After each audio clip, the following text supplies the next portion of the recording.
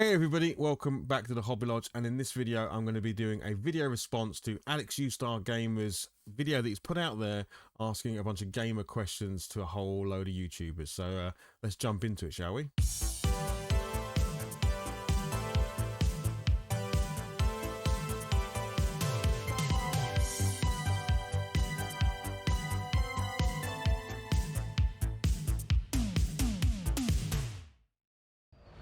Okay, so I have 10 questions in front of me. I haven't really spent time thinking about them. I'm going to try and answer them as off the cuff as possible as we go through them. See if we can even do this in one take. So hopefully you don't notice any big jump cuts or anything. But if there's noise kicking off, maybe I'll have to stop and start. But let's just go through each of the questions and I'll try and give you as honest an answer as we go through. So what type of games do you like to play?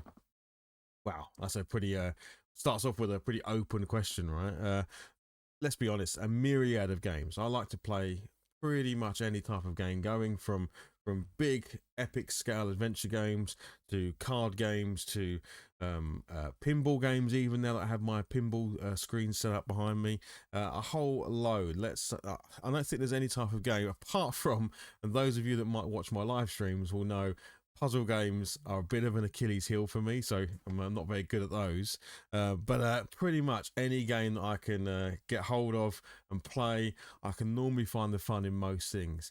So what ones do I normally gravitate to? That's probably a better way to say it. They tend to be more the sort of fantasy type games, but yeah, platformers, adventure games, those types of things. But I will absolutely try and play anything. But what I'm pretty terrible at is puzzle games, and as soon as I start playing them, I know that straight away. How much time on average do you spend playing video games? That's interesting. Again, that can vary depending on how things are going. But normally every day, normally pretty much every day, I'll find time to play a video game, be that during a lunch break or in the evenings. I don't really watch TV, so if my wife was watching TV up at the house, I've normally got a device with me, be that my gaming laptop or a handheld console or something, and I'll be having a game on there. So pretty much every single day I'll play video games. And then the amount of time can differ, but normally a couple of hours, I'd have thought, because hey, from my kids are pretty regimented. They sort of go to their rooms at 7, 8 o'clock, and it's parents' time downstairs. So we're watching TV, watching a film or something, and while we're doing that, one of us is normally on our devices. And for me, it's normally my gaming laptop, and I'm playing, whatever it might be. Baldur's Gate 3 at the moment is the one that's taking up the most amount of my time, and I'll definitely play that for a couple of hours a night. So yeah, easily 2 hours a day, I would say. So what's that, 14 hours a week? And we can keep doing the math if you want, but I think you can get the picture. So yeah, a couple of hours a night is what I say. Can video games be educational? Well, of course they can. Of course they can. If it's not just improving hand-eye coordination, it's quick maths, it's reading and improving your, so look at a game like Baldur's Gate 3, the amount of things you can pick up and read, that's definitely going to improve your ability at reading, especially complex words and language you may not have come across before.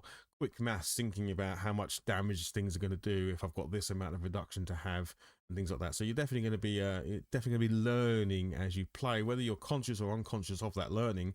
I definitely feel like video games is another avenue for you to increase your learning as you go. So and then there's actually learning video games out there, right? Games that, there's my son, when he was younger, used a thing called Reading Eggs, and there was another one as well, but that was all about actually doing online gaming, but it was all based around spelling and maths and all this sort of stuff. So loads of opportunities to do education through gaming.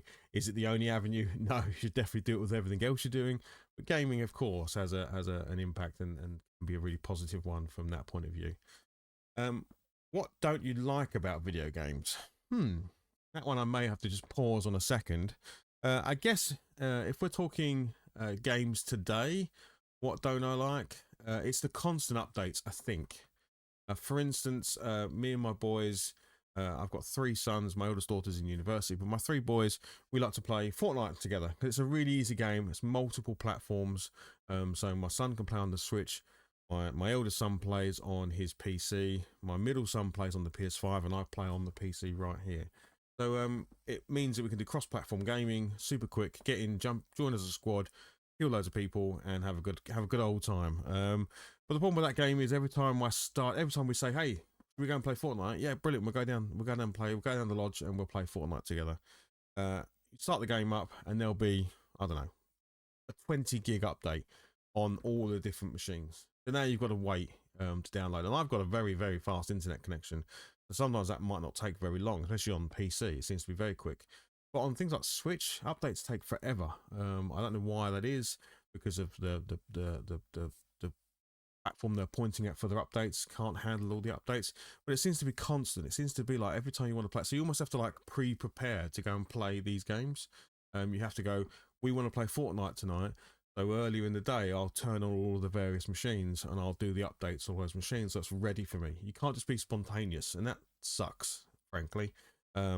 Where old school cartridge games and stuff like that, you plug in the cartridge, you just go. So probably that's probably my biggest gripe, is the lack of spontaneity you can have when want to play modern games, because that's the same with anything I can think of in modern video gaming. You put the disc in, or you just turn it on and go to the digital store to play the game, and there's an update. It's inevitable there's an update, and some of those updates are insanely big. So for anyone who doesn't have like a gigabit Ethernet for their internet, you could be waiting, half an hour, who knows how long, for that update, and that just sucks, because it takes away that spontaneity moment of me wanting to go play video games, especially if you're doing it with others as well. So yeah, that's probably the thing I don't like the most, is all the constant updates and systems not just be able to pull those updates automatically sometimes. I know some consoles do, but not everything does. How much do you spend on video games? Again, a really tricky question, because it will depend on, are there any big releases out this month? Are there any games I'm interested in? But if I was to guesstimate, I'm going to say maybe £100 to £200 a month on video games, because ultimately, if two big PS5 games come out, last month there was Space Marine 2, and there was what's it called? I was about to say Sackboy, but it's not called Sackboy. It's called Astrobot. On the PlayStation, those are both 60 quid games, so they go over 100 straight away. And then you pick up something on the Commodore 64. I pick up something on my Vectrex or something. That's again a chunk of money. So I'm just muting my phone. So I don't know if you're picking it up or not. So yeah, things like that is could easily push you over.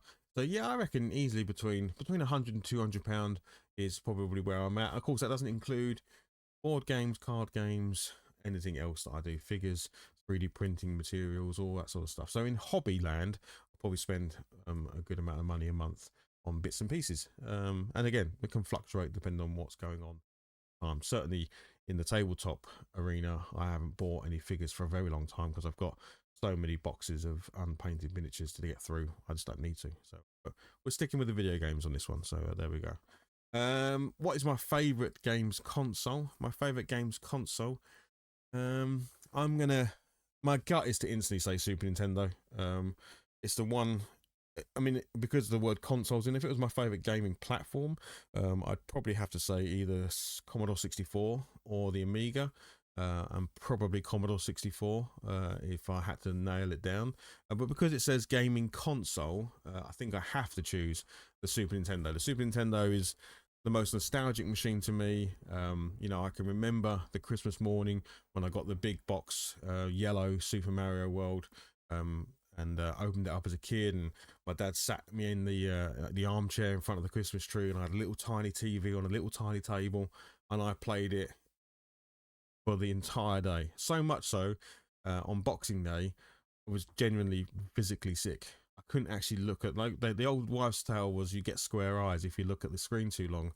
Well, I 100% had that. I don't know if that's a real thing, but on Boxing Day, I could not bring myself to look at that tiny little screen to play my Super Nintendo on, because it just made me feel ill instantly. So yeah, but the memories of getting it, like a lot of us, we grew up at times were really hard, and to get something like a Super Nintendo on a Christmas morning was a pretty special moment. So yeah, to me, that machine, and then growing up, and of course Street Fighter 2 came out on that machine, and that's when I didn't need to go to the arcade. I always tell the story of there was a cafe not too far away from here that I used to go to when I was a kid, and I used to just hang around in this cafe. I didn't always have money, but sometimes I did. Maybe I had like the 30p or whatever it was to play.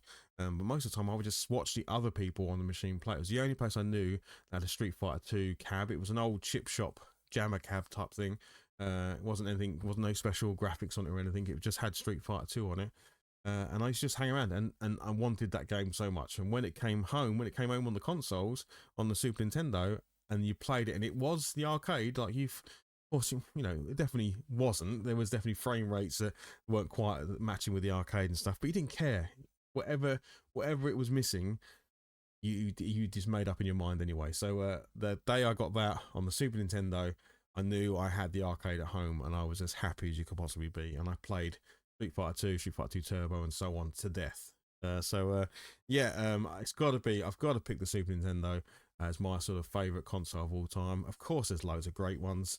There's some great memories going right up to sort of Xbox 360 and PS3. But if I've got to put a stake in the ground, it has to be the Super Nintendo. What's my favorite video game? That's a really interesting one. Because I'd have to think about game that I have a lot of love for. You know, again, how much have I just spoken about Street Fighter 2? It'd be very, very easy for me to put Street Fighter 2 straight at the top of the list, because it means so much to that sort of childhood. But then I'd have to think about also what games have I played the most, and that would be, you know, a game like World of Warcraft. I have played World of Warcraft non-stop for 20 years. In fact, I can show you this here. It's on my shelf right next to me. This is a trophy that were given, or what we're going to call it, a statue that was given to people who had a 10-year subscription to the game. And that was 10 years ago that I got this. So, you know, it's numbered on the bottom and everything. You know, and I have all of the expansions. I've played every expansion. I'm playing the new expansion right now. It's not I'm not hardcore into it. I just like dipping in and out and every now and then playing and leveling a character and going through the story mode and stuff like that. But I've been doing that for 20 years, so I must think that's a pretty good game for wanting to do that. So I would also probably pick a game called Dark Ages of Camelot. And the reason why I say Dark Ages of Camelot is because at one point I was the #1 scout in all of Europe on that game. It's another game a bit like World of Warcraft. And I was really good at a character that I played, and I was kind of always in the sort of top 50 of the rankings. And there was a time it did it on months, a month. No, was it every? It might have been every 2 weeks. I'm trying to think if it was every 2 weeks or every month they redid the rankings. And I basically said to myself, right, well, I can do this. I know I can see what I need to be able to do. So I decided to play it and get #1. And I have a screenshot. Maybe I'll try and find it and stick it in here if I can, or I'll find a way of showing it. But yeah, I reached #1 on my character called Draw McGraw as the #1 scout in Dark Ages of Camelot. So yeah, that was really, really cool. And that's where I met a load of friends I still have today in that game. And I just good times, just really, really good times. It really depends on how you define favourite. I know I haven't given an answer, so that's tough. And so people would also say, Mark, what about IK Plus? IK Plus on the Commodore 64 or on the Amiga. Again, a game that I can always go to. Like, I can just fire up IK Plus and just know I'm having a good time. There's a bunch of games in there, so I don't know if I can actually say what is definitively my favourite game of all time, because that is a blimmin' tough question. Because even now, I'm thinking about it now, I'd have to put Elden Ring up there as well. I'd have to put Elden Ring up there because that game has blown my socks off in the last few years. And not just the base game, but also the DLC as well. So, you know what? I can't give a defined answer on that one. I'm gonna say all of the things I just said. All of those games are my favourite games. And is there one game? I'm even looking around the room trying to think, can I nail it down to one game?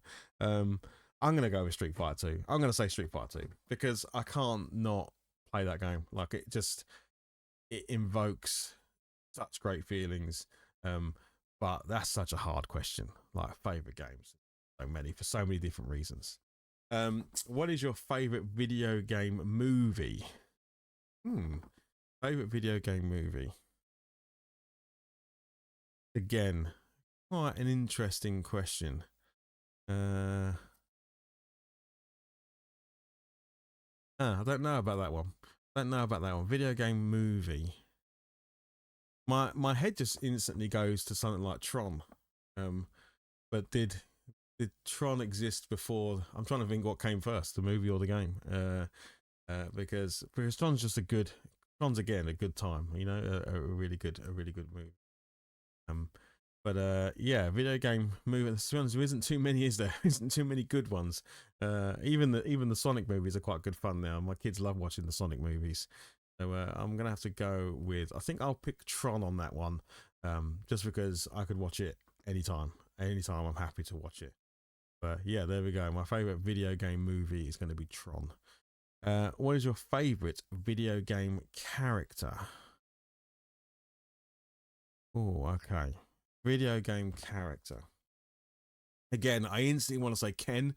That's kind of where probably in these questions I've got the answer that I give off the cuff, which is what I said I would do, versus the actual answer. So my instant reaction is to say Ken, just because he's the character I always pick when I play Street Fighter 2, and yeah, I just think he's a really cool character. But then I probably think about who do I really like playing. Um, and I think Kratos has to be up there. Kratos is a really cool character in all of the games that he's featured in. So yeah, Kratos has got to be there. And is there anyone else that I would say? Again, kind of looking around the room for those. To be honest, it's hard to remember everything, right? So you kind of think, I'm gonna think afterwards. Oh, I should have said this. I should have said that. But yeah, I think I'll just go with that. I think I'll just say it's Kratos for now from the God of War games, and all of the God of War games are fantastic. So yes, there we go. Right, last question, and I think I probably already answered this. What is your least favorite type of game? Well, like I say, if anyone's ever watched me on a live stream, this isn't just me plugging the live streams, but I do live streams on the various platforms. Um, it's got to be puzzle games because I am atrocious at them, and I mean everything from your Tetrises to your Doctor Mario's and your Pipe Manias and on all of these games. I just panic and I don't see the logical patterns and I just completely lose it. Even games like I really like games like Lumines and Columns and all those sorts of games, but I just am atrocious at them. I really am. I don't seem to be able to connect the dots, as it were. And and I know there's some people that are watching this that have watched you on those streams that just rip it out of me, and they are probably laughing because of. Yeah, they know when I say this, they know that I try hard, but I fail so hard as well in puzzle games. And it's not I don't it's not at least favorite makes it sound like I don't like them. I want to be good at them, and much like shoot 'em ups, I want to be good at bullet hell shoot 'em ups, but I'm afraid I'm not. But I really do enjoy playing them. But probably if I had to pick a least favorite type of game, I would go with puzzle games because yeah, just not a good time. Anyway, so that is the 10 questions. So I've whizzed through those really quickly. So now I need to think of some people to now tag on. Like, who's next? I want to hear from those people. And the problem is, this has been around a lot of people already. So I'm going to just take a moment and think about who are the next two people to appear. But my choices for the next people to take this on, they're both going to be a bit of a punt. So let's see if this works. Okay. So my first one is kicking it across the pond to the guys over at Gaming Off the Grid. Now, they're a big channel, so they don't know who I am, and they're probably not going to respond to this, but hey, let's try and get it out there to some of those across the pond channels. And these guys are a great crack. I don't know if you've ever seen their videos, but they're really good at what they do. They enjoy drinking, reviewing beer, and they have a fantastic gaming collection and just open and frank guys. So my hope is they see these questions and they fancy jumping in, because actually in fact we get actually two people to answer because there's two of them in the channel. So yeah, I'm going to chuck it over to the guys at Gaming Off the Grid, and then also I'm going to send it to my friend who's just kicking off his new channel. He's had old channels before, but he's got a brand new channel, and that's Owls Arcade. And the reason I think Alex would be really good at getting into this is because I think he might have some deep cuts. I think he might have some really cracking answers to these questions. Because he is a massive arcade gamer, so it'd be interesting to hear what his answer to some of these questions might be, because I think classically we're going to give console based answers, and some of his questions will definitely be able to reference some of the arcade machines from his past, but also know he's a big lover of some consoles. So yeah, those are my two: Gaming Off the Grid, who I'll tag and stick the channel below, Owls Arcade, who I'll stick below as well. And yeah, there you go, that's me done, and I hope you enjoyed the video, and yeah, I'll see you on the next one. All right, cheers all, bye bye.